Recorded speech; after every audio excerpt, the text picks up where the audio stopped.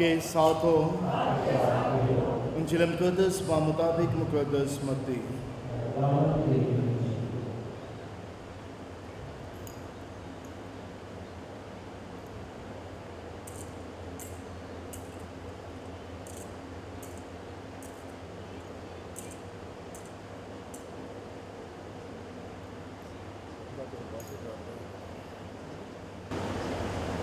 اس کا 13واں باب 24ویں سے 43ویں آیات مقدسہ۔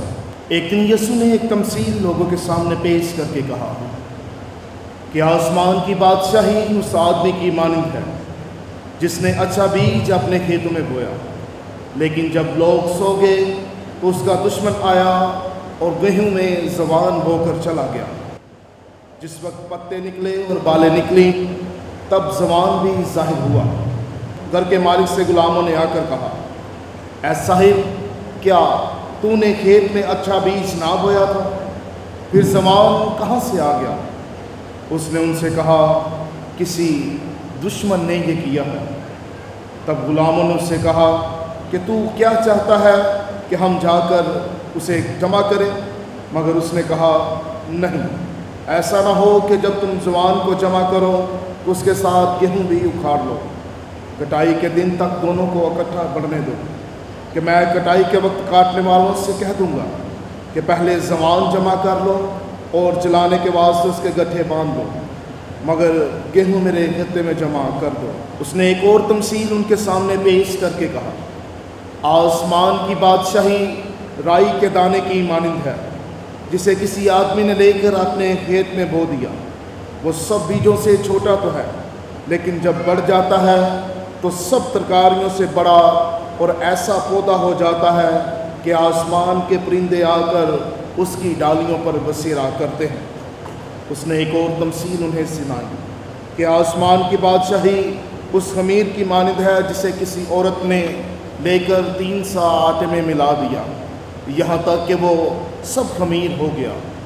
یہ سب باتیں یسوع نے ہجوم سے تمثیلوں سے کہیں اور بلا تمثیل ان سے نہ بولتا تھا، تاکہ جو نبی کی معرفت کہا گیا تھا وہ پورا ہو کہ میں تمثیلوں کے لیے اپنا منہ کھولوں گا، میں بنائے عالم کے اسرار ظاہر کروں گا۔ تب وہ ہجوم کو چھوڑ کر گھر میں گیا اور وہ اس کے شاگرد اس کے پاس آ کر کہنے لگے کہ کھیت کے زوان کی تمثیل ہمیں سمجھا۔ تو اس نے جواب میں کہا کہ اچھے بیج کا بونے والا ابن انسان ہے اور کھیت دنیا ہے، اور اچھا بیج بادشاہی کے فرزند ہے اور زوان بدی کے فرزند ہے، اور وہ دشمن جس نے اسے بویا وہ شیطان ہے، اور کٹائی کا وقت دنیا کا آخر ہے اور کاٹنے والے فرشتے ہیں۔ پس جس طرح زوان جمع کیا جاتا اور آگ میں جلایا جاتا ہے، ایسا ہی دنیا کے آخر میں ہوگا۔ ابن انسان اپنے فرشتوں کو بھیجے گا اور وہ سب ٹھوکر کھلانے والی چیزوں اور بدکاروں کو اس کی بادشاہی میں سے جمع کریں گے اور انہیں آگ کی بٹی میں ڈال دیں گے، وہاں رونا اور دانتوں کا بجنا ہوگا۔ تب راست باز اپنے باپ کی بادشاہی میں سورج کی مانند چمکیں گے۔ جس کے کان ہوں وہ سن لے۔ انجیل پاک کے وسیلہ سے ہم سب کی ہدایت معاف کی جائے۔ مسیح خدا مسیح مومنین، آج ہم عالمگیر کلیسیا کے ساتھ مل کر سال کے دوران 16ویں اتوار کی عبادت میں شریک ہیں، اور آج کا لطور کلام ہمارے سامنے خدا کی بادشاہی کے بیدوں کو عیاں کرتا ہے اور ہمیں سکھاتا ہے کہ خدا رحیم اور غفار ہے، وہ صابر ہے اور شفقت سے کام کرنے والا ہے۔ آج کی پہلی تلاوت جو ہم نے حکمت کی کتاب میں سے سنی، اس کتاب کو کلام مقدس کے مفسرین کے مطابق پہلی صدی میں تحریر کیا گیا، اور سکندریہ اور مصر کے یہودیوں کے لیے یہ کتاب یونانی زبان میں لکھی گئی، اور اسفار حکمت کے مصنفین یا اسفار حکمت کی کتابوں کے جو مصنف ہیں وہ انہیں سلیمان بادشاہ کی جو ہے وہ نسبت سے منسوب کرتے ہیں، کیونکہ سلیمان بادشاہ وہ واحد بادشاہ دوسرا ہے جس نے اپنے عہد سلطنت میں خدا سے کیا مانگی تھی حکمت مانگی تھی، اس لیے اس پارے حکمت کی 7 کتابوں کو سلیمان نبی سے منسوب کیا جاتا ہے۔ اور آج جب ہم حکمت کی کتاب پر آج کے تلاوت پر غور کرتے ہیں تو اس کتاب میں 2 بڑی باتوں کو واضح کیا گیا ہے۔ سب سے پہلی بات کہ مصنف سکھاتا ہے کہ جو حقیقی حکمت ہے وہ خدا کی طرف سے آتی ہے، کیونکہ لوگ اپنی دستکاریوں پر، اپنی تخیلات پر، اپنے تمام تر حساس پر، اپنی ایجادات پر، اپنی دریافتوں پر، اپنی ذہنی صلاحیتوں پر بے جا فخر کرتے ہیں، لیکن خدا کا بندہ آج حکمت کی کتاب سے اس بات کو باور کرواتا ہے کہ خدا کا خوف حکمت کا شروع ہے۔ جس جان میں خدا کا خوف پایا جاتا ہے وہ جان بزرگی کی جان پاتی ہے۔ جس جان میں خداوند کی جو ہے وہ تصنیف پائی جاتی ہے وہ جان حکمت کی تفسیر کرتی ہے۔ جس جان میں خداوند خدا کی لگن پائی جاتی ہے وہ جان حکمت سے لبریز ہوتی ہے، اور جس جان میں خداوند خدا حکمت کو اندھیرتا ہے وہ جان لوگوں کے سامنے بزرگی کی جان ہوتی ہے۔ اس لیے آج حکمت کا مصنف ہمارے سامنے اس بات کو رکھتا ہے کہ ہم کس حکمت پر فخر کرتے ہیں، اپنی حکمت پر، اپنے کاموں پر، اپنی دستکاری پر، یا خداوند خدا کی رحمت پر۔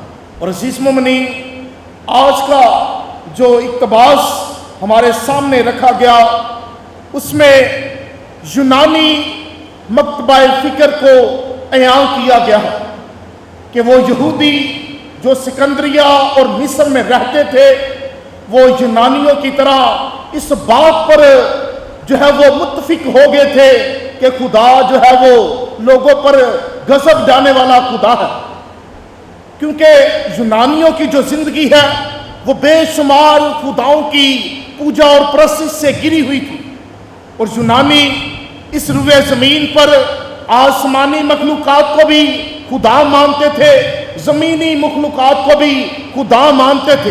ہر وہ چیز جو انسان سے بالاتر ہوتی، جو انسان سے مفوق الفطرت ہوتی، جس کی طاقت کا انسان سامنا نہ کر سکتا، یونانی اسے خدا کا لقب دے دیتے تھے۔ سمندر کو خدا کہا گیا، سورج دیوتا، چاند دیوتا، ہواؤں کو دیوتا کے طور پر پوجا جاتا تھا، پہاڑوں کو دیوتا کے طور پر جو ہے وہ پوجا جاتا تھا۔ اس لیے جب بھی زمین پر کوئی ناگہانی آفت آتی، جب بھی زمین پر کوئی بھی ایسی صورت برپا ہوتی جو انسان کو زیر کرتی، جس کی وجہ سے انسان غرق ہوتے، تو یونانی ان کو خداؤں کا لقب دے کر کہتے کہ خدا انسانوں سے ناراض ہے، خدا انسانوں پر اپنا غضب ڈال رہے ہیں، خدا انسانوں پر اپنے قہر کو اندھیل رہے ہیں۔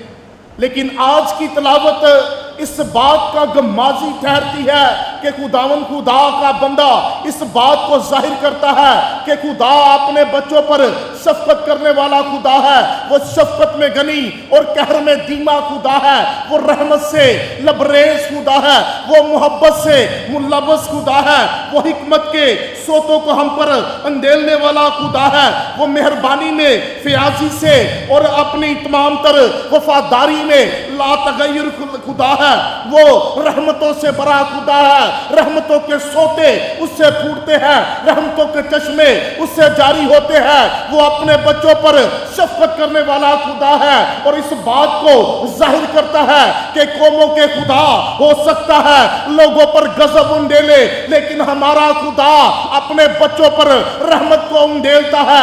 قوموں کے خدا ہو سکتا ہے کہ اپنی امتوں پر افات کو نازل کرے، لیکن ہمارا خدا ہمارے لیے افات کو لاغر کر دیتا ہے۔ قوموں کے خدا ہو سکتا ہے کہ ان کو اپنے قابو میں رکھے، لیکن ہمارا خدا ہمارے لیے قوموں کو ہمارے قابو میں کر دیتا ہے۔ قوموں کے خدا ہو سکتا ہے ان پر بوجھ ڈالے، لیکن ہمارا خدا ہمارا بوجھ اٹھا لیتا ہے۔ قوموں کے خدا ہو سکتا ہے کہ ان سے خدمت کروائے، لیکن ہمارا خدا آتا ہے کہ خود خدمت کرے۔ اور قوموں کے خدا ہو سکتا ہے کہ غضب سے، اپنی افات سے، تلوار سے لوگوں پر اپنا اثر ظاہر کرے، لیکن ہمارا خدا محبت سے، پیار سے اور شفقت سے اپنا رحم ہم پر نازل کرتا ہے۔ اس لیے آج خدا کا بندہ سکھاتا ہے کہ خدا شفقت کرنے میں غنی ہے اور قہر میں دھیما ہے، اور خدا چاہتا ہے کہ ہر ایک شریر کی توبہ تک نوبت پہنچے اور وہ زندگی پائے۔ حزقیال کی کتاب اس کے 33ویں باب میں خدا برملا اقرار کرتا ہے کہ میری خوشی اس میں نہیں کہ شریر ہلاک ہو، بلکہ اس میں کہ وہ توبہ کرے، رجوع لائے اور زندگی پائے۔ اور یوحنا رسول کی انجیل اس کے 3 باب کی 16ویں آیت میں بھی خدا اپنے منشور کو ظاہر کرتا ہے۔ باپ خود بیان کرتا ہے کہ اس نے دنیا سے ایسی محبت رکھی ہے کہ اس نے اپنے اکلوتے کو، بیٹے کو بخش دیا، تاکہ جو کوئی اس پر ایمان لائے ہلاک نہ ہو بلکہ ہمیشہ کی زندگی پائے۔ عزیز مومنین، ہمارا خدا زندگی کا خدا ہے، اور ہمارا خدا زندگی دینے والا خدا ہے۔ وہ کبھی اس بات کو نہیں چاہتا کہ وہ اپنی افات نازل کر کے انسان کو غرق کر دے۔ وہ کبھی اس بات پر خوش نہیں ہوتا کہ وہ اپنا غضب ڈال کر انسان کو زیر کر دے، بلکہ خدا تو خود انسان کو زیر کرنے والی صورتوں کے سامنے کھڑا ہو جاتا ہے۔ خدا تو خود اترتا ہے اور بیان کرتا ہے کہ میں اترا ہوں، میں نے اپنے لوگوں کی مذلت دیکھی ہے تاکہ میں ان کو رہائی دوں۔ خدا تو خود کہتا ہے کہ جس طرح میری روح انبیاء کے ساتھ تھی، آج میری روح تیرے ساتھ ہوگی۔ اور خدا خود بیان کرتا ہے کہ میں دنیا کے آخر تک ہر روز تمہارے ساتھ ہوں گا۔ تو خدا ہماری ہر کمزوری میں، ہماری ہر جو ہے وہ مصیبت میں ہماری ڈال اور صفر بن کر ہمارے ساتھ آتا ہے، اور ہمیں خود ہماری جو ہے کمزوریوں میں توانائی دیتا اور اٹھا کھڑا کرتا ہے۔ اس لیے آج ہمیں جاننے کی ضرورت ہے کہ حکمت کی کتاب کا مصنف آخری آیت میں اسی بات کو بیان کرتا ہے کہ راستکار مہربان ہوتا ہے، راست باز شفقت کرنے والا ہوتا ہے، راست باز دوسروں پر نیکی کرنے والا ہوتا ہے، اور راست باز دوسروں کے لیے احساس مند ہوتا ہے۔ اگر آج ہم اپنے آپ کو راست باز گردانتے ہیں، اپنے آپ کو خدا کے چنیدہ پسندیدہ خدا کے بیٹے اور بیٹیاں جانتے ہیں، تو اپنی شناخت خود کریں کہ ہم کس طرح اپنے ارد گرد لوگوں سے مخاطب ہوتے ہیں، ہم کس طرح اپنے گھر میں اپنے سے چھوٹوں کو بلاتے ہیں۔ کیا ہم راست باز صرف نام کے ہیں یا کام کے بھی ہیں؟ کیا ہم راست باز صرف اعمال میں ہیں یا فعل و قرار میں ہیں؟ آج جانیں کہ خدا جو راستکاروں کے لیے اپنی جان دیتا اور انہیں بلاتا ہے، کیا ہم ایک دوسرے کے لیے اپنی چیزوں کو بانٹتے ہیں؟ کیا ہم ایک دوسرے کے لیے اپنی محبت کو، مہربانی کو نچھاور کرتے ہیں کہ جس طرح خدا اپنے دریچے کھول کر ہم پر اپنی محبت کو عیاں کرتا ہے، آج ہم کس طرح ایک دوسرے سے پیش آ رہے ہیں؟ عزیز مومنین، آج کا جو انجیلی اقتباس ہم نے سنا، اس میں مقدس متی خداوند یسوع مسیح کی 3 تمثیلوں کو بیان کرتے ہیں، اور پچھلے اتوار بھی ہم نے بیج بونے والے کی تمثیل سنی، اور آج بھی مقدس متی 3 تمثیلوں کو جب بیان کرتے ہیں تو ہر تمثیل کے آغاز میں ایک فکرہ استعمال کرتے ہیں کہ آسمان کی بادشاہی اس کسان کی مانند ہے جس نے گیہوں کو بویا اور زمان دشمن آ کر بو گیا۔ آسمان کی بادشاہی خمیر کی مانند ہے، آسمان کی بادشاہی رائے کی دانے کی مانند ہے۔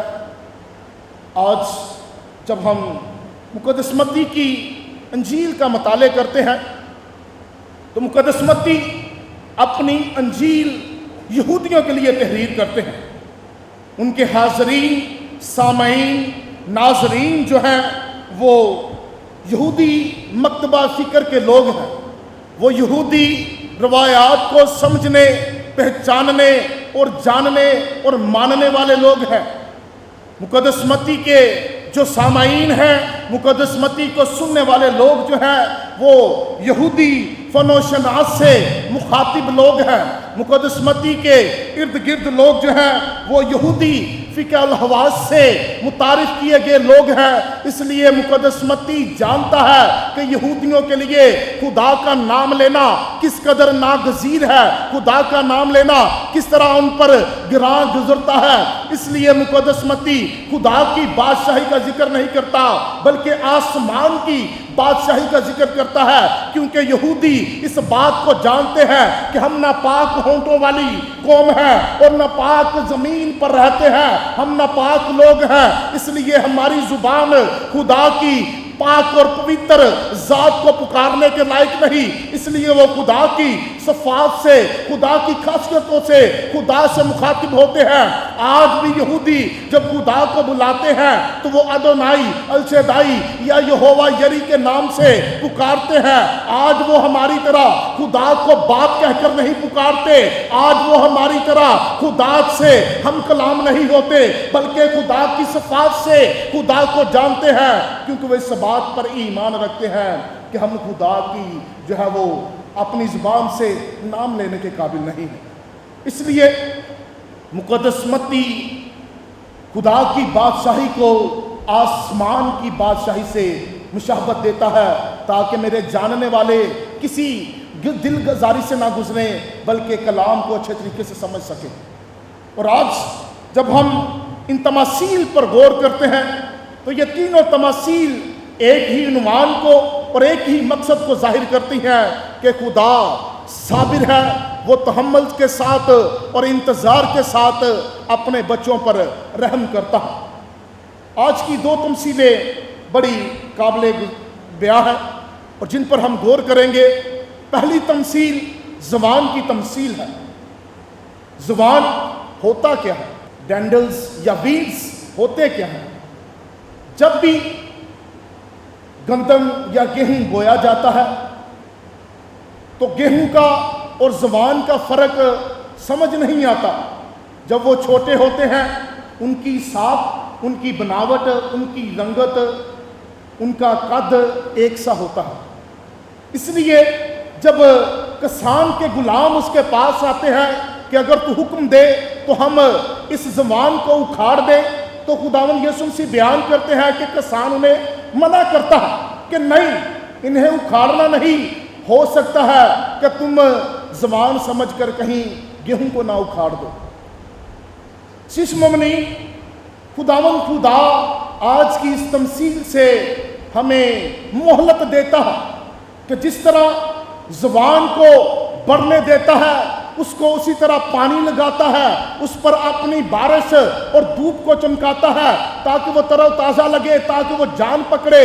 اسی طرح خدا ہمیں بھی اپنی زندگی میں یہ موقع دیتا ہے کہ اگر ہماری زندگی میں برائی آ گئی ہے، زبان آ گیا ہے، تو خدا فوراً سے ہمیں مار نہیں دیتا، گرا نہیں دیتا، ہمیں جو ہے وہ زیر نہیں کر دیتا، بلکہ ہمیں موقع دیتا ہے کہ ہم اپنے زبان کو خود اکھاڑ سکے، اپنی زندگی سے برائی کو خود دور کر سکے۔ اور جس طرح خدا ارمیا نبی کی معرفت بیان کرتا ہے کہ وہ اپنا سورج نیکوں اور بدوں پر یکساں چمکاتا ہے، وہ اپنا بھی نیکوں اور بدوں پر متوازن طور پر برساتا ہے، تو خدا آج بھی اپنی نعمتیں اور اپنی برکتیں متواتر، تسلسل اور مسلسل طور پر نیکوں اور بدوں دونوں پر چمکاتا ہے۔ لیکن فرق اس بات کا ہے کہ کیا ہم اپنی زندگی سے بدی کو دور کر رہے ہیں کہ نہیں۔ خدا ہمیں موقع تو دے رہا ہے،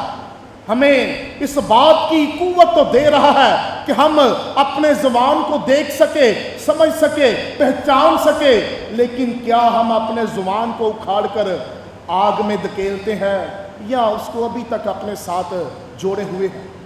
خداوند یسوع مسیح تو خود اس تمثیل کو بیان کرتا ہے کہ جب آخر میں وہ وقت آئے گا تو کسان جو ہے وہ پہلے زبان کو اکھاڑے گا اور اس کو کیا کرے گا؟ آگ میں جھونک دے گا۔ آج جاننے کی ضرورت ہے کہ کیا ہم اس روئے زمین پر اپنے خاندان میں، اپنی نجی زندگی میں زبان کی صورت میں اگائے گئے ہیں یا اچھے بیج کی صورت میں اگائے گئے ہیں؟ اور کلام مقدس خود اس بات کا عینی شاہد ہے کہ خدا نے ہمیں اچھا ہونے کے لیے اور اچھی فطرت سے بنایا ہے، کیونکہ خدا نے جب انسان کو خلق کیا تھا تو خدا نے خلق کرنے کے بعد یہی کہا تھا کہ سب کچھ اچھا ہے۔ خدا نے کسی چیز میں برا نہیں کیا، پھر سادے سے برائی کتوں۔ اور روئے زمین پر، اس کرۂ ارض پر یہ دو طاقتیں ہیں، اچھائی ہے تو برائی بھی ہے، صفائی ہے تو گندگی بھی ہے، حلیمی ہے تو مغروری بھی ہے، سچا ہے تو جھوٹا بھی ہے، راست باز ہے تو ناراست بھی ہے، ایماندار ہے تو بے ایمان بھی ہے، اور اگر انصاف پسند ہے تو شر پسند بھی ہے۔ لیکن آج یہ ساری مخالف قوتیں آئی کہاں سے ہیں؟ آج یہ دوہری شخصیت، دوہری چیزیں آئی کہاں سے ہیں؟ اور جس طرح یسوع مسیح خود بیان کرتا ہے کہ دشمن آتا ہے، اور دشمن کون ہے؟ شیطان ہے۔ اور پطرس رسول کے پہلے خط کے اس کے دوسرے باب میں یہ واضح طور پر بیان کیا گیا ہے کہ شیطان تمہارا دشمن بھوکے شیر کی طرح دوڑتا پھرتا ہے کہ کس کو پھاڑ کھائے۔ آج ہم شیطان کے جو ہے وہ چلتے پھرتے شکار ہیں، کیونکہ ہم اپنی زندگیوں پر غور نہیں کرتے۔ ہماری زندگیوں میں حلیمی کم اور مغروری زیادہ ہے، ہماری زندگیوں میں سچائی کم اور جھوٹ پر ہم کاربند زیادہ ہیں، ہماری زندگی میں راست بازی کم اور ناراستی کی لذت زیادہ ہے، ہماری زندگی میں جو ہے وہ سچائی کم اور جو ہے وہ ایک دوسرے کے لیے برائی زیادہ ہے۔ اس لیے آج شیطان کے ہم چلتے پھرتے شکار ہیں، اور وہ جدھر چاہتا ہے ہمیں پھاڑ کھاتا ہے، ہمیں پنجہ مارتا ہے اور ہمیں گرا لیتا ہے۔ جس مومنین آج ہم اپنی زندگی میں جانیں کہ ہم اپنی زندگیوں کے کسان ہوتے ہوئے، اپنے خاندانوں کے کسان ہوتے ہوئے گھرانوں میں کیسا بیج بو رہے ہیں، اپنے بچوں کو کیسی تعلیم دے رہے ہیں، یا اپنے بچوں میں کس طرح کا بیج جو ہے اگا رہے ہیں۔ ایک پاسے ماں کہندی ہے دادے نو سلام نہیں کرنا، دوجی پاسے پیو کہندا جا دادے نو سلام کر کے آ۔ ہم کس طرح کا بیج لیے پھر رہے ہیں؟ آج اگر ہمارے گھرانوں میں برکت نہیں ہے، ہمارے گھرانوں میں اگر بیماریاں راج کر رہی ہیں، ہمارے گھرانوں میں اگر آج غریبی اور مفلسی کی جو ہے وہ برتن جل رہے ہیں، تو اس بات کی سب سے بڑی وجہ یہ ہے کہ ہم اپنے ایمان کو پہچان نہیں پا رہے کہ ہم کس طرح کا بیج اپنے گھرانوں میں اگا رہے ہیں۔ جو کسی دے گھر جانا ہے تو بچیاں نو کہنا ہے کھلونا نہ لے کے جائیں، تیری تائی دے بچیاں رکھ لینا، تیری مامی دے بچیاں رکھ لینا، تیری پھوپھی دے بچیاں نے چوری کر لینا۔ کسی بچے نو کوئی چنگی چیز نہیں پا کے جان دینی، کوئی دھی بھن نو کوئی چنگی چوڑی کوئی کانٹا نہیں پا کے جان دینا، نہ گھروں لاہ تے لیندے نے، پتہ تے ہے ہی لکا لیندے نے۔ ہم اپنے بچوں میں جب نفرت کا بیج بو رہے ہیں، زبان کو بو رہے ہیں، تو زبان کو ہی کاٹنا ہے، کیونکہ خداوند یسوع مسیح خود بیان کرتے ہیں کہ کبھی بھی ردی درخت اچھا پھل نہیں لا سکتا، درخت اپنے پھلوں سے پہچانا جاتا ہے۔ آج ہم جانیں کہ ہم اپنی زندگی کے کون سے پھل ایک دوسرے کے سامنے بانٹتے ہیں، ظاہر کرتے ہیں کہ ہم آج کی تمثیل کے وسیلہ سے خدا سے برکت پا سکیں۔ آج کی دوسری تمثیل جو خداوند یسوع مسیح رائی کے دانے کی تمثیل بیان کرتے ہیں، اور رائی کے دانے پر جب غور کیا جاتا ہے، اس کھیتی پر، اس کاشتکاری پر، تو پہلی صدی کے کسانوں کے لیے یہ سب سے پسندیدہ فصل تھی۔